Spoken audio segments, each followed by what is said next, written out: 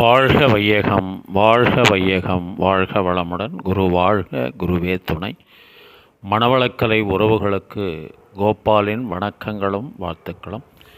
அருட்தந்தை வேதாத்ரி மகரிஷியின் மணவளக்கலை பற்றி தினமும் சிந்தித்து கொண்டிருக்கின்றோம். இன்றைக்கு சினத்தை தவிர்ப்போம் என்ற தலைப்பில் சிந்திக்கவிருக்கிறோம். சினம் நம்மை எவ்வாறு பாதிக்கிறது என்று ஆராய்வோம். சினம் எழும்போது என்னென்ன மாறுதல்கள் உடலிலும் உள்ளத்திலும் உண்டாகின்றன என்பதையும் கவனிக்க வேண்டும். சினத்தால் உடலிலே உள்ள உயிர் சக்தி விரைவில் கொள்கிறது.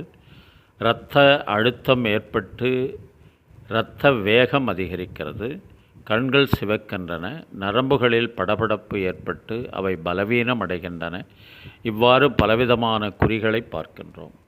இதன் விளைவாக உடலிலே பல தொடர் நோய்கள் உண்டாகின்றன. கண் நோய், நாக்குப்புண், வயிற்றுப்புண், மூலம், மலச்சிக்கல் போன்ற பலவாறான நோய்கள் உருவாக சினம் ஏதுவாகின்றது.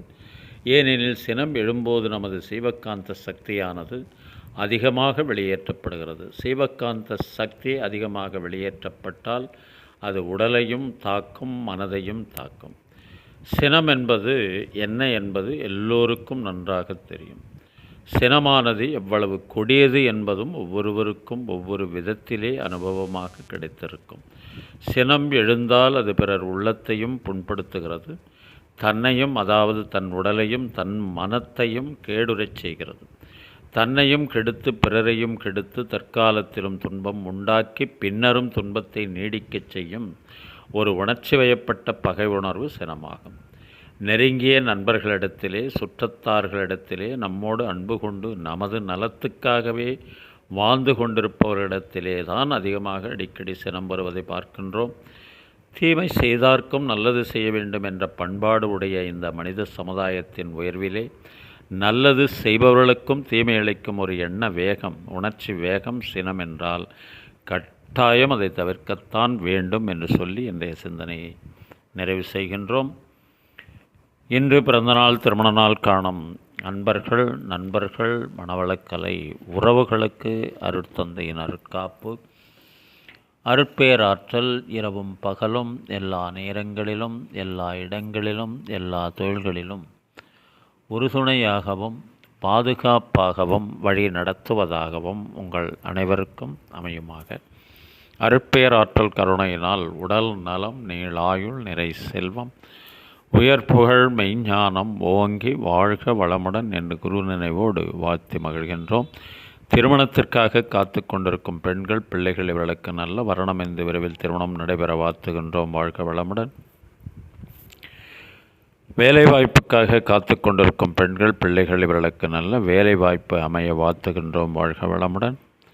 குழந்தை பாக்கியம் இல்லாத தம்பதியினருக்கு விரைவில் குழந்தை பாக்கியம் அமைய வாழ்த்துகின்றோம். வாழ்க வளமுடன். உடல்நலம் கொண்டிருப்பவர்கள், மனநலம் பாதிக்கப்பட்டிருப்பவர்கள், தொற்றினால் பாதிக்கப்பட்டிருப்பவர்கள் அனைவரும் விரைவில் பூரண உடல்நலம் பெற வாழ்த்துகின்றோம். வாழ்க வளமுடன்.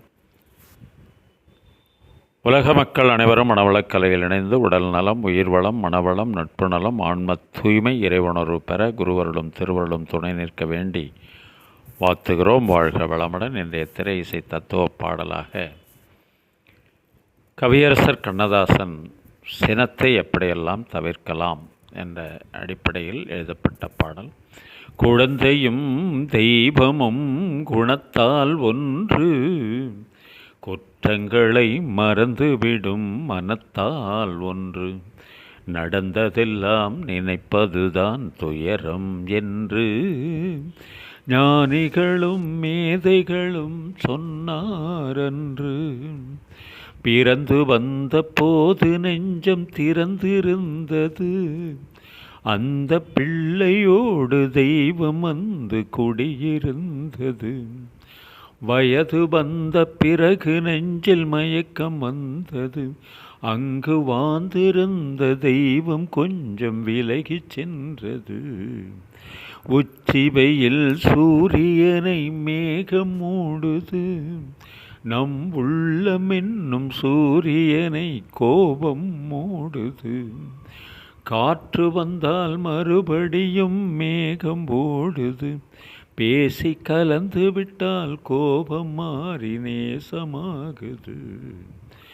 பிள்ளைகளாய் இருந்தவர்தான் பெரியவரானார். அந்த பெரியவர்கள் கோபத்தினால் சிறியவரானார். கள்ளமில்லா உள்ளத்தினால் பிள்ளைகளெல்லாம் என்றும் கண்ணெதிரே காணுகின்ற தெய்வங்களானார். குழந்தையும் தெய்வமும் குணத்தால் ஒன்று, குற்றங்களை மறந்துவிடும் மனத்தால் ஒன்று. நடந்ததெல்லாம் நினைப்பதுதான் துயரம் என்று ஞானிகளும் மேதைகளும் சொன்னாரன்று. வாழ்க வளமுடன்.